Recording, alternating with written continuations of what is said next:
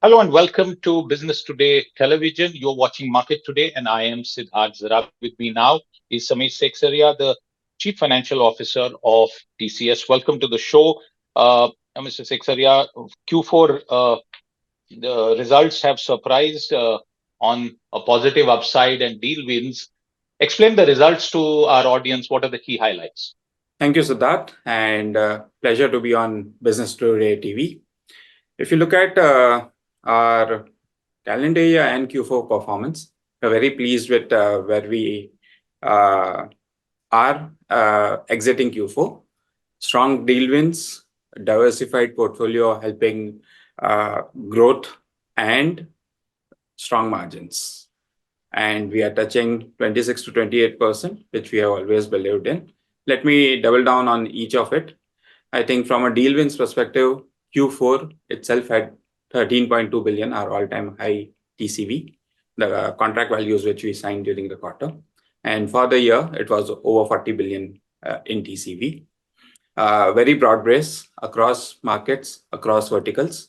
We had one mega deal win coming in Q4, and we had about two or three more in the previous quarters of the calendar year, financial year as well. From a revenue growth perspective, if we look at Q4 and financial year, I think through the year, the macros have been similar. Uncertainties and cautiousness continued. That impacted some of our key markets, North America and Europe specifically. But I think what led the growth was UK with market share gains and the diversified portfolio of emerging markets playing out and stepping up, giving the growth itself. Our markets of India, APAC, excluding Australia, even LATAM and Middle East and Africa have shown strong double-digit growth. From a margin perspective, we had sequential 100 basis points improvement in each of the last 3 quarters. So after taking the full annual increment impact in Q1, unlike I think we were the only one to do it through the year, in each of Q2, Q3, and Q4, we had 110, 70, and 100 basis points improvement. And we are exiting Q1 at 26%. What we call it, our guiding beacon, which is 26 to 28, we are just about touching it. Well, Samir, this is a overall robust quarter, and I'm sure the markets are and will continue to take note of this. But the larger question before I get into some specifics is that with this kind of performance, can we say that the worst seems to be over for the IT sector, which has been sort of battered by certain external factors, and growth is now finally returning to this sector? I think from a medium to long term perspective, I would agree to you in terms of things are looking better, specifically looking at the deal wins which we have signed and the confidence which we have in terms of given our pedigree to execution, we have been able to convert this deal wins into revenue at a regular pace and the demand drivers which are playing out. But if you look at the near term, the caution still continues. And that is something which has played out in the last couple of quarters and not significantly changed in the current quarter also. So near-term caution still persists, but pretty positive on the medium to long term. Okay, that's a pretty emphatic statement. Near-term caution, and always pays to be cautious in a volatile external environment. You mentioned India in your earlier answer and the growth that you have seen here, but the revenue contribution from the North American market seems to be a little muted. What exactly is the situation there, and what are you hearing from your clients? Mm-hmm. So I think North America through the year was a bit muted, and I think customers are looking at a trigger. So while macros overall, the caution started beginning of the calendar year 23, when some regional bank crisis happened and some big tech companies started layoffs, and that created a spiral in terms of caution prevailing across multiple customers. And that theme played out through the year. While the macros the numbers which are coming out seem to be improving, but the customer sentiments are still cautionary. They are looking at investing into projects which will give immediate ROI. They are not looking at investing or committing incremental on maybe transformation projects, which will have a longer term return ratio. And we believe all these customers need to have incremental investments, and those would be tech-enabled investments, which will drive growth for them in terms of competitive edge or in terms of having increased resilience in their business.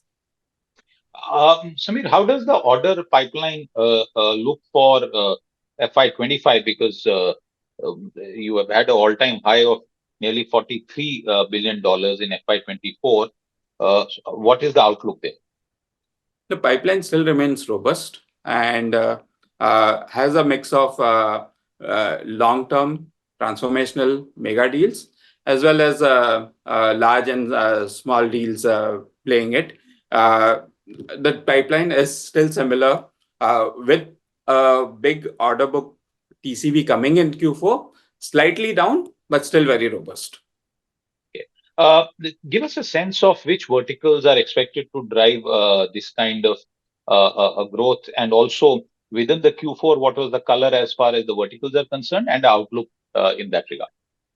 Sure. I think from a vertical perspective, BFSI and mainly CMI and tech and services have been soft. CMI and tech and services considerably through the year and in Q4 as well, whereas BFSI has been slightly soft, flattish, versus the verticals which have led the growth have been manufacturing and from a year-on-year perspective, energy and utilities, and the regional markets, which also includes our platform business. Whereas we see some green shoots coming in and a revival in the consumer business. Okay, since you said green shoots and revival in consumer business, what about BFSI? Do you see the concerns there bottoming out anytime soon? So if you look at it from BFSI perspective, there are two themes which need not be in the near term, but in the medium term, at least, which would play out. The first is large banks have a considerable amount of technology debt. And that is where they need incremental investments, whether it is in terms of upgrading to newer technologies. And second is overall, compared to some other verticals, they have been not as much impacted. Maybe they have been net beneficiaries. So we would expect a first in, first out scenario coming in. So once macro risk recedes, what I mentioned earlier, when there's a trigger, I think BFSI would be early indicators. So we should see signs of change happening earlier in BFSI rather than in some other verticals like we called out for CMI and tech and services. CMI specifically, who are largely very investment oriented. Okay, a quick comment about AI before I move on to the final question. What's playing out there as far as the AI segment is concerned? I think overall, AI has been there for ages. If we take Gen AI as the evolving technology, has a lot of potential, but very early days. So from our perspective also, we have moved on from POCs. We see some of actual programs getting executed. We have a good pipeline, but still in the early days. And overall, customers are looking at more AI enablement in terms of migration to the cloud, setting their data landscape in place to participate in the AI evolution. One of the key headlines that emerged soon after the results were announced is the news about full year net headcount falling for the first time in 19 years. Now, obviously, for a lot of our viewers, and in the past, I must tell you this, whenever we have spoken to your company, some of the questions that keep coming in, filtering in from social media is about, jobs and headcount growth. Now, this headcount declined close to 13,250 people for the full year. And if you add the other headlines about placements down at some of the top notch institutes as well in India, what is the outlook as far as hiring is concerned from a massive employer like yourself? So first, I think the negative headcount, we need to look at it. If you look at the last 3 years, post-pandemic, we had hired in considerably high numbers. That time the question was, you are hiring, we don't see the growth, why are you hiring? That was to tackle some of the supply side challenges which we were seeing at that amount of time. The capacity was in place. The capacity was fresh, raw, and had to be trained and put it into deployable workforce. And that is something which played out, and the supply side challenges also receded. So you need to look at it over the 2-3 year time frame rather than just the 1 year of what has happened. I think from your question in terms of how going forward, how is the hiring view? We are the first ones, we believe, who have started hiring from campuses. We will be hiring our usual campus hirings, and then as it usually happens, as the growth plays out, we'll look at incremental hiring from laterals as well as required from our NQT platform. All right, and that is very, very important news for thousands and thousands of engineering graduates who come out of colleges all across the country. Samir Seksaria, thank you very much for your time and taking us through some of the fine print of the results. You have signaled an end to the pain in the IT sector, and I'm sure everybody who tracks the IT sector, investors and others, will be looking at the fine print of your words very, very closely. Hope to see you again very soon.